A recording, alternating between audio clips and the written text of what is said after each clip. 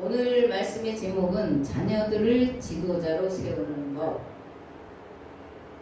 자녀를 어떻게 하면 지도자로 세울 수 있을까를 말씀을 통해서 함께 생각을 해보려고 합니다. 성경은 출애굽기 20장 8절에서 11절, 신명기 5장 12절에서 15절 말씀 두 군데를 보겠습니다.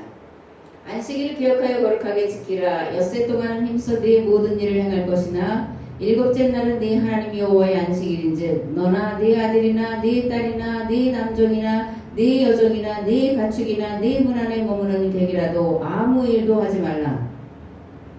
이는 엿새 동안에 나 여호와가 하늘과 땅과 바다와 그 가운데 모든 것을 만들고 일곱째 날에 쉬었음이라. 그러므로 나 여호와가 안식일을 복되게 하여 그날을 거룩하게 하였느니라. 아멘. 신명기입니다.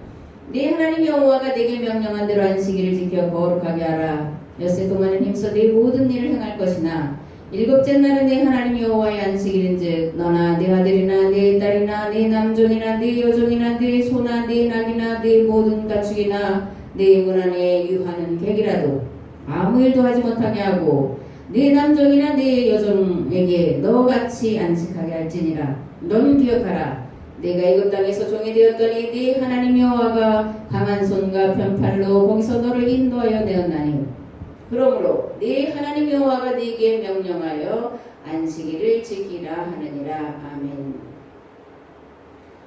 모세 오경에는 두 개의 안식일 규정이 들어있는데 하나는 출애굽기고 하나는 신명기입니다.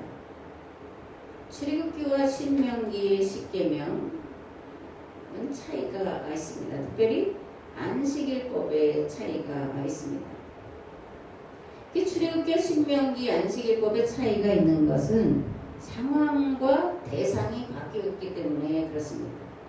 출애굽기 안식일은 애굽에서의 삶이 바탕이고 대상은 출애굽한 자들입니다. 신명기 안식일은 광야에서 출생한 세대들이 대상이고 삶의 자리는 가나안 땅입니다. 모세는 광야 40년이 끝나갈 무렵 2년 동안 모압 평지에 머무르면서 장차 가나안 땅에 들어가서 가나안 땅을 거룩한 나라로 만들어갈 광야 세대들에게 출애굽기 십계명과 40년 광야 생활 동안 가르쳤던 율법을 재해석해 주었는데 신명기가 그것입니다. 신명기는 3편의 설교로 되어 있는데 십계명은 두 번째 설교에 들어 있습니다. 출애굽기 안식일법과 신명기 안식일법의 차이는 무엇일까? 잠깐 생각을 해보려고 하는데 그 전에 안식일법이 말하는 진정한 뜻은 무엇인가? 그리고 안식일법뿐만이 아니라 안식년과 희년의 법에 대해서 생각을 해보겠습니다. 안식일은 말 그대로 쉬는 날이죠. 그죠? 애굽 땅에서 종살이하는 히브리 노예들에게는 쉼이 없었습니다. 그래서 하나님께서 쉼을 주라 그렇게 말씀하신 것입니다. 그리고 가나안 땅에 들어가서 거룩한 나라를 세워갈 계약 공동체는 반드시 가나안에 사는 모든 이들에게 안식을 주라고 말씀하고 있는 것입니다. 즉 안식일법의 단밀 뜻은 쉼이 없는 자들, 고아와 과부와 나그네들에게 인간다운 삶을 살도록 쉼을 허락하는 것이요 흩어졌던 가족들이 서로 만나도록 쉼을 주라는 것이었습니다. 두 번째 안식년은 무엇일까? 1년 쉬는 해, 보통 그렇게 생각을 하죠. 그죠? 안식년은 쉬는 해가 아니라 6년 동안 빚을 져서 또는 노예가 돼서 또는 종으로 팔려간 자들이 7년째 되는 해에는 집으로 돌아가라 하는 자유를 선언하는 것이 안식년입니다.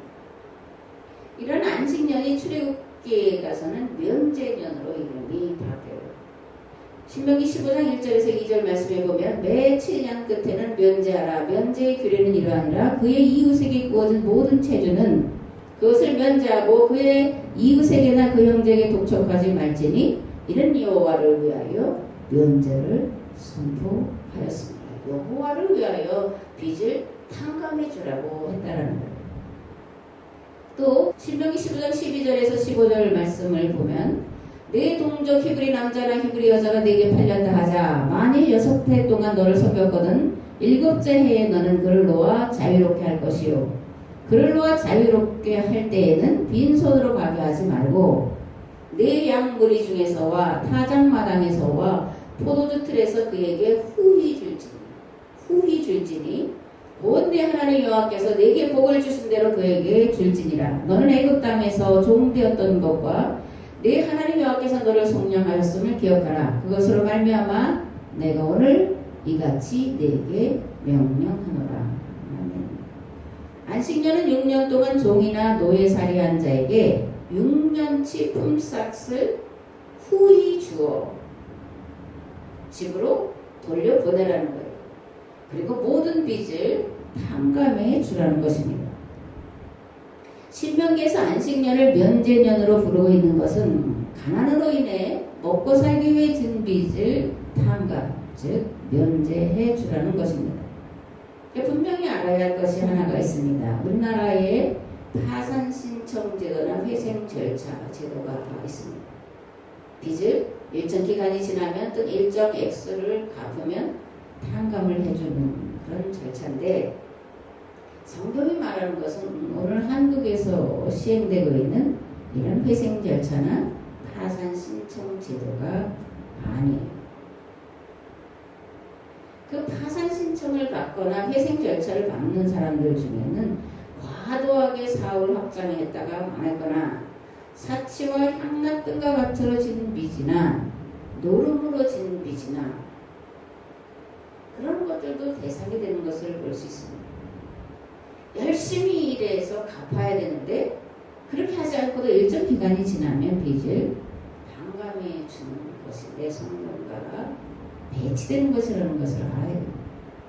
성경은 도무지 갚을 수 없는 자들, 특별히 먹고 사는 의식주 문제 때문에 빚진 자들의 빚을 탕감해 주라는 거예요.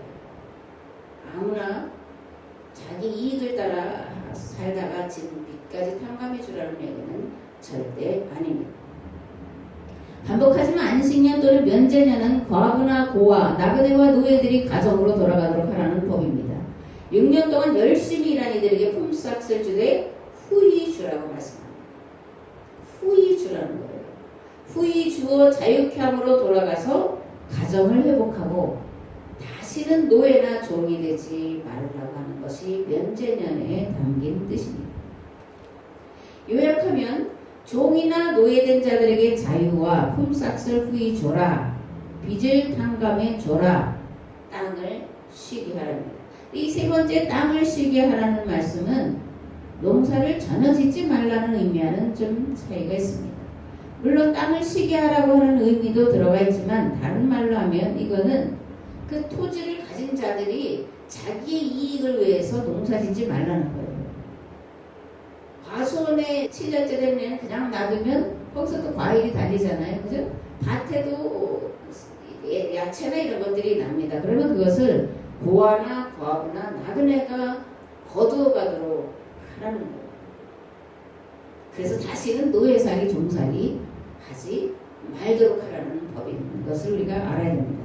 세 번째는 희년입니다. 신구약 성경을 통틀어서 이루고자 하는 것이 희년이에요. 이것을 거룩한 나라 또는 하나님 나라다 이렇게 부르고, 누가복음에서 누가는 특히 예수님이 이 땅에 오신 목적을 희년을 실현하기 위해서 왔다라고 선언하고 있습니다. 예수께서 그 자라나신 곳 나사렛의 그 안식일에 늘 하시던 대로 회당에 들어가서 성경을 읽으려고 서심해 선지자 이사야의 글을 드리거늘 책을 펴서 이렇게 기록된 데를 찾으시니 곧 주의 성령이 내게 임하셨으니 이는 가난한 자에게 복음을 전하게 하시려고 내게 기름을 부으시고 나를 보내사 포로된 자에게 자유를, 눈먼 자에게 다시 보게 함을 전파하며 눌린 자를 자유롭게 하고 주의 은혜의 해를 전파하게 하려 하심이라 하였더라. 아멘. 주의 은혜의 해, 희년입니다. 희년은 모든 것이 본래대로 돌아가는 것을 말합니다. 땅과 집이 본래 가족에게 회복되는 해이기에 기쁨의 해라고 말씀하고 있습니다. 아멘. 모세는 거룩, 즉 평등이 실현된 나라를 이 땅에 세우라는 하나님의 뜻을 실현시키기 위해 다양한 제도를 촘촘하게 마련했습니다. 그리고 더하여 이것이 안정적으로 지속되도록 안전망을 설치를 했습니다. 희년을 실현하기 위해 모세가 제시한 해결 방법엔 무엇이 있을까? 첫 번째, 토지와 주택의 공개념입니다. 많이 여러분들 들어보셨죠? 토지 공개념. 그런데 이 성경이 말하는 토지와 주택의 공개념에는 오늘 한국이 말하는 공개념만 들어가 있는 게 아니에요. 여기에는 공개념과 사개념이 아주 조화롭게 들어가 있습니다. 즉 50년 동안은 개인이 땅과 집을 소유할 수 있어요. 넓힐 수도 있어요. 그리고 거기서 얻은 것으로 자녀들을 양육하며 배부르게 살 수가 있어요. 요즘에 정부가 제시하는 토지 공개념은 토지의 사유를 제한합니다. 자유민주주의의 핵심은 뭐예요? 사유재산 제도를 보호하는 거예요. 근데 오늘 한국이 말하는 이 토지 공개념은 사유재산 제도, 자유민주주의의 근간을 엎어버리는 거예요. 초과이익 관수제 이런 거 들어보셨죠? 또 대기업의 이익을 나눠서 중소기업에 줘라. 이런 게 현 정부가 지금 추진하고 있는 건데 이건 헌법 정신과도 맞지 않고 시대 정신과도 맞지 않고 이것은 공산사회주의 사상이라는 것을 여러분들은 알아야 됩니다. 그리고 이 모델은 철저하기보다 처절하게 실패했다는 것을 알아야 됩니다. 모세가 토지 소유를 50년으로 제한한 것은 대지주의 출현을 제도적으로 막으려는 데 있었습니다. 50년 동안 토지를 사유하고 확대할 수 있지만 50년 후에는 본래 지파에게로 본래 소유주에게로 돌아가게 하라는 것이 희년의 법입니다. 사실 50년 동안 땅을 소유하고 산다는 것은 일평생 자기 땅에서 농사짓고 자기 집에서 살면서 자유양육하면서 행복하게 자유롭게 살려는 말과 틀리지 않습니다. 그리고 죽은 다음에는 놓고 가라는 거예요. 본래 모든 땅은 하나님께 속한 것이기 때문에 내가 사는 동안에는 내 것으로 사용하지만 그 이익을 먹고 나누지만 죽은 다음에는 놓고 가라는 거예요. 그럼 50년을 살면 부모 세대 자식을 교육시켜서 결혼해서 그래서 50년을 살면 거의 80, 90 되는 거고 그 안에 자녀들은 또 성장해서 자기들의 삶의 자리를 확보할 수 있게 되는 거예요. 그래서 50년이라는 시한을 정합니다. 두 번째로 경제를 제사장이 주도하게 했습니다. 사실 로마 제국의 모든 정치, 경제, 문화, 종교는 이 주교들이 담당했던 것을 알 수 있습니다. 그래서 크리스천 돔이라고 이제 중세를 표현을 하는 겁니다. 물론 잘못됐기 때문에 문제지만 본래는 하나님 나라를 세우도록 로마 제국을 교회에 허락하셨던 새 가나안 땅이 로마 제국이었습니다. 구약 공동체인 이스라엘의 체제는 제사장 체제로 제사장이 종교와 정치, 경제를 담당했습니다. 이 땅이 거룩한 나라에 하나님 나라를 세우는 일은 정치만으로는 불가능하기 때문에 그렇습니다. 인간성, 죄성이 해결되지 않으면 하나님 나라를 희년을 실현할 수가 없습니다. 모세는 애굽에서 40년 동안 바로가 될 교육을 받으면서 애굽의 체제가 어떻게 잘못됐는지에 대해서 너무나 분명하고 정확하게 꿰뚫고 있던 자였습니다. 그래서 이 계약 공동체를 출현시키면서 절대 왕권은 배제하고 제사장이 정치와 경제와 종교를 아우르도록 했습니다. 그런데 이 인간이기 때문에 제사장도 문제가 생길 수가 있죠. 그죠? 탐욕이 생길 수가 있습니다.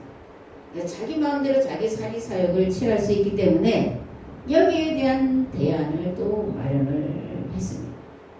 그게 뭐냐면 지파제도예요. 각 지파의 장로들이 지파를 다스리겠습니다. 이 지파장들은 제사장의 교육을 따라서 지파를 다스리게 했던 것입니다. 그리고 무엇보다 이 아이들에게 신앙교육을 시킬 때 모세는 레위기를 먼저 가르치도록 했습니다. 고대 종교들은 이 제사장 문서는 비밀이에요. 특급 비밀이에요. 절대 일반 사람들이 알 수 없도록 비밀리에 밀교 뭐 이런 거 있잖아요. 밀교 또 뭐 신으로부터 뭘 받는 그런 주술행위들은 비밀리에 행해지는 건데 모세는 그렇게 하지 않았어요. 완벽하게 완전하게 제사장들의 문서를 공개하면서 그것을 아이들 신앙교육의 첫 번째 교재로 삼았습니다.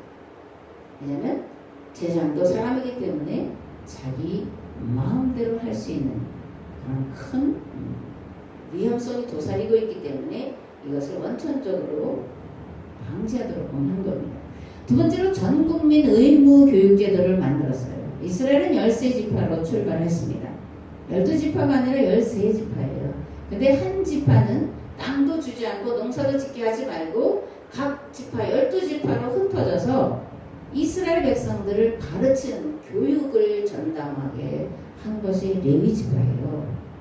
제사나 집리하고 제사 지내는 일에 뭐 보조적인 역할을 하라고 한 지파를 뚝 띄어넣는 게 아닙니다.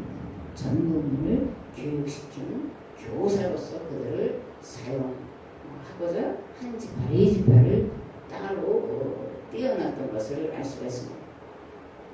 고대 사회에서 글을 읽고 쓴다는 것은 특수층의 전유물이에요. 그리고 강력한 통치 수단입니다. 백성들이 글을 읽지도 못하고 쓰지도 못하게 만들어놔야 우미나 정책 이렇게 말하죠.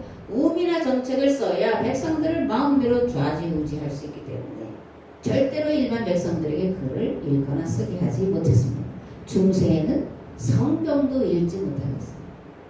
성경을 알면 이 주교들이 교황들이 뭘 잘못하는지를 너무나 잘 알기 때문에 아예 못 읽게 한 거예요. 성경을 가지고 마녀라고 해서 죽인 거예요.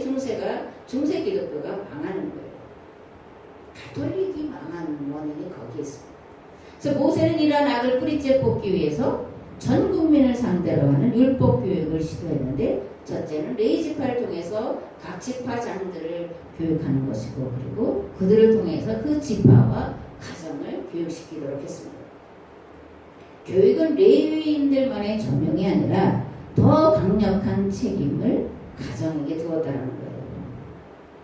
가정성경 공부 제도는 부모에게 주어진 의무이고 가장 중요한 역할이고 부모의 권위의 원천이 여기 있는 거예요. 다음 주에 살펴볼 계명은 5계명인데 내 부모를 공경하라입니다. 성경은 부모를 공경하는데 윤리나 도덕 차원이 아닌 법으로 만들어놨습니다. 신앙 문화로 만들어놨습니다. 부모를 공경할 때 장수와 부의 복을 주시겠다고 약속을 해 놓으셨는데 이유는 자녀의 신앙교육이 거룩한 나라를 만들어낼 가장 강력한 힘의 원천이 되기 때문이었습니다. 한국의 교육열은 세계 최고죠. 문제가 있습니다. 그런데 신앙교육은 아주 최하위로 떨어졌습니다. 이렇게 된 것은 부모에게 책임이 있습니다. 신앙교육보다 어떻게 하면 세상에서 다른 사람들을 밟고 이기고 올라가서 출세할 것이냐에 대한 것만 집중했기 때문에 그렇습니다. 이제 부모된 세대는 자녀들에게 신앙을 물려주지 못하는 것에 대해서 목숨을 걸고 회개합니다. 자녀들이 신앙을 갖지 못하는 것만큼 불행한 것이었고 하나님 나라를 이루는 것을 방해하는 죄악은 없다는 것을 알아야 됩니다. 근데 오해하지 마시기 바랍니다. 자녀들 교육에 힘쓰지 말라는 게 아니에요. 세상에서 잘되게 하는 교육을 시키지 말라는 게 아닙니다. 왜 열심히 공부해야 되는지, 왜 잘되어야 되는지, 잘되면 무엇을 어떻게 해야 되는지 분명한 목적을 심어주는 신앙교육이 전제되어야 된다는 것을 말하고 있는 것입니다. 모세의 80년 삶은 요게벳의 철저한 신앙교육의 산물이었습니다. 요게벳의 신앙교육이 세상을 구원할 계약 공동체를 이 땅에 세우는 일을 가능케 하는 길을 열어 놓았습니다. 바라긴 오늘 말씀을 듣는 모든 성도들 가정의 신앙교육열이 유대인을 넘어서 세계 최고가 되어서 이 땅에 하나님 나라를 세우는 거룩한 일에 쓰여지는 자녀들로 키워내시는 오늘의 아브람과 요게벳, 오늘의 사가랴와 엘리사벳이 되시기를 우리 주 예수 그리스도의 이름으로 축복합니다. 아멘. 신명기 6장 4절에서 9절 말씀 봉독하겠습니다. 하겠습니다. 이스라엘에 들으라. 우리 하나님 여호와는 오직 유일한 여호와시니 너는 마음을 다하고 뜻을 다하고 힘을 다하여 내 하나님 여호와를 사랑하라.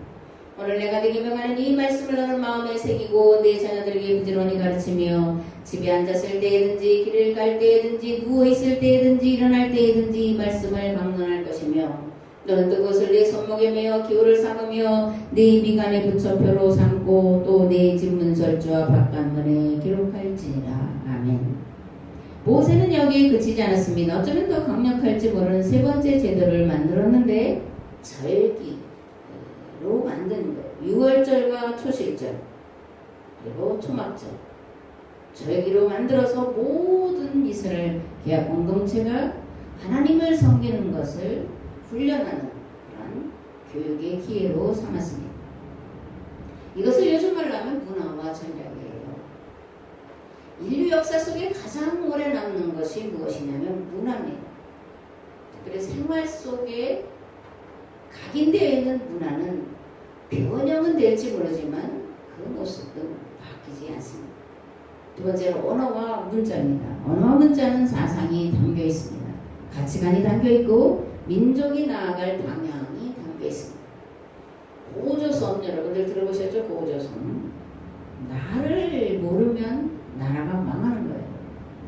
우리의 역사를 모르면 우리나라는 망하는 겁니다. 그래서 우리의 역사, 특별히 고조선의 가치관, 사상, 종교를 우리가 분명히 알아야 됩니다. 고조선의 통치제도는 종교로는 중앙집권체제고 정치로는 지방분권제도를 시행했습니다. 최첨단 시스템이 고조선에서부터 시행됐다는 거예요. 중앙성소인 신시에는 단군이 다스렸고 구급에는 천군이 다스렸습니다. 그리고 정치 경제는 거수국이라고 하는 각 나라들의 대표들, 그걸 이제 거수몰이라는 거예요. 거수들이 책임을 졌습니다. 즉 종교 지도자들이 종교를 책임졌고 정치는 거수들이 책임을 지게 했습니다. 여기서 거수를 장로들로 생각하면 틀리지 않습니다. 즉 종교는 중앙집권을, 정치는 지방분권 제도를 시행했던 것이고 모든 통치는 단군의 제시를 따랐습니다. 무엇보다 유일신 신앙을 문화로 가르쳤는데 예배드리기 전에 부른 찬송에도 있습니다. 강강수월래, 이제 강강수월래 천재단 접속총 고인돌. 이것에 담겨있는 정신 문화가 무엇이냐면 공동체 중심 문화요, 가정 중심의 효 문화입니다. 세계 최고의 효 문화를 담고 있는 것이 우리의 무덤 양식입니다. 그리고 부모님 섬기기를 하나님 섬기듯이 하라는 것이 효의 정신입니다. 살아서 부모님의 말씀을 따라 형제와 구애하고 부모님이 돌아가신 뒤에도 부모님의 가르침을 잊지 말고 형제들끼리 우애를 지키며 살라 하는 것이 제사입니다. 부모에게 효도하는 자녀는 잘되게 되어 있습니다. 왜일까요? 하나님의 뜻입니다. 내 부모를 공경하라. 이는 약속 있는 첫 계명이니 내가 땅에서 잘되고 장수하리라. 성경은 분명히 약속하고 있습니다. 마지막으로 출애굽기와 신명기 안식일법의 차이가 무엇일까를 생각해 보겠습니다. 출애굽기는 안식일을 기억하여 거룩하게 지키라는 것이고 신명기는 내 하나님 여호와가 네게 명령한 대로 안식일을 지켜 거룩하게 하라는 것입니다. 별반 차이가 없는 것 같죠? 그런데 차이가 있습니다. 안식일을 지키는 것 자체가 거룩이라고 말하는 것이 출애굽기고 안식일을 지켜서 거룩하게 하라는 것이 신명입니다. 특히 유대인들은 안식일법을 강화시켰고 그것이 지금까지 내려오는데 이것은 헬라 시대라고 하는 특정 시대를 이겨내기 위해서 만든 법입니다. 왜냐하면 안식일에 아이들이 안식일을 지키지 않고 그 헬라 문화에 빠져들기 때문에 유대교가 없어질 지경이 되니까 이건 정말 고륙지책이기도 하고 반드시 이걸 넘어서야 되는 그런 절체절명의 시기 속에서 강화된 법이 안식일 법이라는 거예요. 복음서에 가면 예수님과 바리새인들과 서기관들 사이에서 극렬한 부딪힘이 일어나는데 안식일법 때문에 그래요. 이것은 출애굽기 안식일법과 신명기 안식일법을 이해하는 데 있어서 오류가 있었기 때문에 예수님과 성경을 잘한다고 하는 서기관과 바리새인들 사이에 극렬한 다툼이 있었던 것을 보게 됩니다. 안식일을 올바르게 지킴으로 안식일을 거룩되게 하라는 말씀이 신명기요 복음서의 가르침입니다. 그렇다면 어떻게 지키는 것이 안식일을 거룩하게 만드는 것이냐? 사람 섬기기를 하나님 섬기듯 하라는 것입니다. 거룩은 평등이다. 계속 말씀을 드리고 있습니다. 이러한 평등은 인간에게 주어진 원초적인 것이요 인권의 출발점입니다. 즉 인간의 기본권은 누구나 똑같이 쉴 권리가 하나님으로부터 주어졌다는 거예요. 출애굽께서 안식일을 지켜야 하는 근본 이유는 하나님이 창조를 마치고 쉬셨기 때문이다. 이렇게 말씀합니다. 신명기는 애굽 땅 종되었던 곳에서 인도해 내셨기 때문에 너희들을 노예에서 자유케 했기 때문에 쉼을 주라는 겁니다. 이 둘은 결코 다른 게 아니에요. 강조점을 다른데 두고 있다는 차이밖에 없습니다. 출애굽께서 안식일은 하나님께서 창조를 마치셨기 때문에 쉬셔야 된다. 그렇게 말하고 있는데 하나님은 쉬거나 주무시거나 하실 필요가 없지 않습니까? 하나님이 쉬어야 될 필요가 있나요? 안식일, 그러니까 6일 동안 창조의 일을 하셨으니까 제7일은 피곤하다, 쉬어야 된다 그런 말씀이 아닌가. 근데 이 헬라제국 시대의 바리새인들은 그렇게 해석을 해냈다는 거예요. 앞에도 말씀드렸듯이 그 시대의 필요성이 있었기 때문에 그렇게 안식일법을 강화시켰던 시대의 해석이요, 시대의 산물이에요. 시대가 바뀌면 그래서 재해석을 해야 되는 겁니다. 하나님이 쉬셨기 때문에 모든 피조물이 쉬어야 한다는 말처럼 인간을 위한 법은 없습니다. 부모 섬기기를 하늘 즉 하나님 섬기듯 하라는 우리의 효문화와 모든 피조물을 하나님 섬기듯 하라는 안식일법은 인간을 인간답게 서로 존중하며 아끼며 사랑하고 살라는 법입니다. 성도는 사람 섬기기를 하나님 섬기듯 해야 될 줄 믿습니다. 사람 섬기기를 하나님 섬기듯 하라는 이것은 교회 공동체를 향한 하나님의 뜻인 줄 믿습니다. 이것이 실현된 것이 곧 하나님 나라요 거룩한 나라입니다.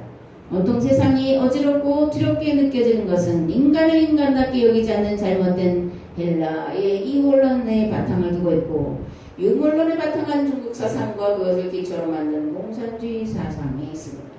그러나 그보다 근본적인 원인은 안식일법을 오해하고 잘못 이해한 데 있습니다. 하나님과 말씀과 역사에 대한 무지의 산물이라는 것입니다. 기독교 신학을 헬라 철학의 바탕을 두고 전개한 신학자들의 죄가 근본 원인인 것입니다. 21세기는 역사의 대전환기입니다. 이러한 대전환기를 바르게 선도하려면 신학이 바로 서야 합니다.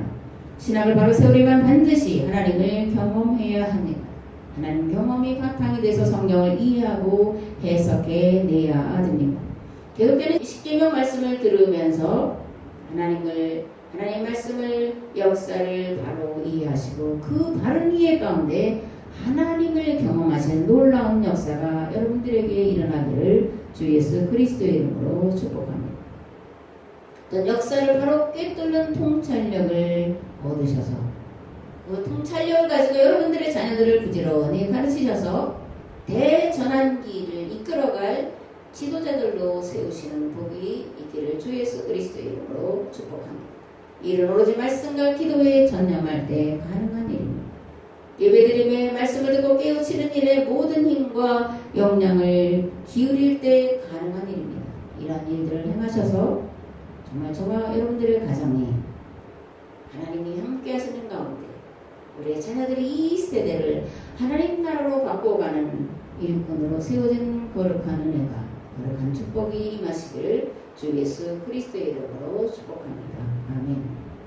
이제는 길과 진리와 생명 되신 예수 그리스도의 은혜와 아버지 하나님의 무한하시고 극진하신 사랑하심과 성령님의 감화와 감동과 교통 역사하심 이제 하나님을 바로 알며 성경을 바로 알며 역사를 바로 하는 통찰력을 성령님께로부터 받아 이 세상을 변화시키는 이 세대를 하나님 나라로 바꿔가는 거룩한 일들을 동참하는 삶을 살기를 또 우리의 자녀들을 그렇게 키워내기를 결단하고 돌아간 우리의 삶의 자리 위에 이 나라와 이 민족 위에 이제부터 영원토록 함께 하옵시기를 간절히 축원하옵나이다. 아멘.